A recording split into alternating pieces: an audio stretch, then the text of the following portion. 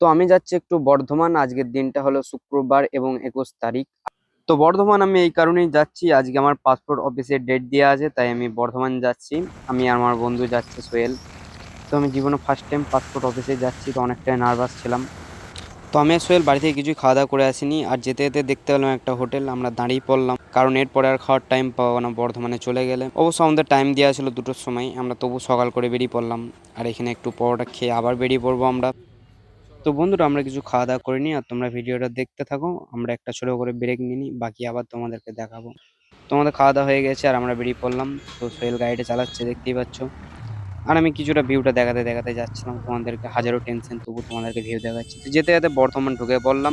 বর্ধমান রোডে কাজ হচ্ছিল, তাই কারণে গাড়ির এত জাম, দেখতেই পাচ্ছ তোমরা কি অবস্থা। আর সেই টাইমটা হচ্ছে অফিস টাইম, 10টা বাজে, তখন স্কুল অফিস সবই একসাথে, তার জন্য অনেকটাই জাম ছিল। তো আমরা জাম পার করে চলে এলাম একদম ওভারব্রিজের কাছে। এই দেখো, দেখতে পাচ্ছ এই দিক থেকে মসজিদটা।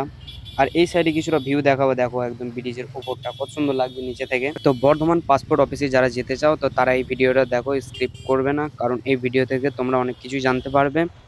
তো আমরা ব্রিজের উপর দিয়ে চলে যাবো, তোমরা দেখতেই পাচ্ছ। আর বন্ধুরা, ভিডিওটা দেখতে দেখো, অবশ্যই ভালো লাগলে কমেন্ট করে জানা। তো চলো একটু বর্ধমানের ওভার ব্রিজের উপরটা একটু সুন্দর করে দেখানো যাক তোমাদেরকে। এই হচ্ছে আমাদের বর্ধমান ব্রিজ, ব্যস্ততম শহর।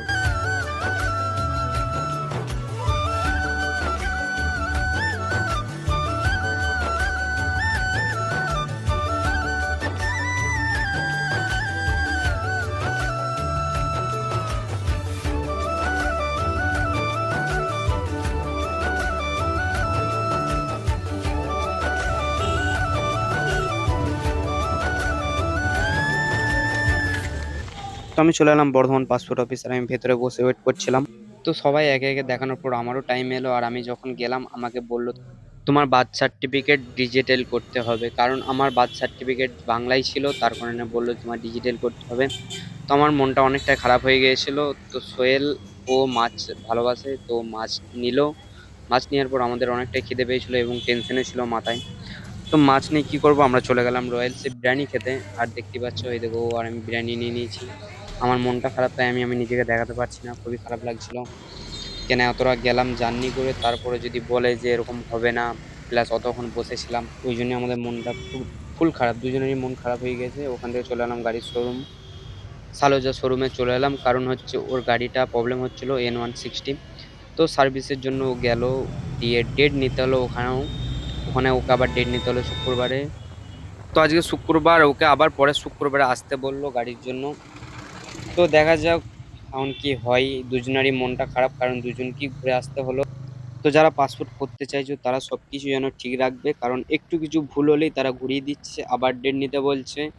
তো আমাদের এখনো 2বার চান্স আছে, 3বার আবার মানে আবার পয়সা আমায় পে করতে হবে ওদেরকে। তো দেখতেই পাচ্ছ আমি শুকনো পাড়া মুখটা নিয়ে কেমন যাচ্ছি, আমার একটু ভালো লাগছে না। আর চলে এলাম আমরা কুরমুন হাই স্কুলের কাছে। তো আজকের জন্য এতটাই, ভিডিওটা যদি ভালো লাগে থাকে অবশ্যই বলবে, আবার নেক্সট ভিডিও নিয়ে আসবো।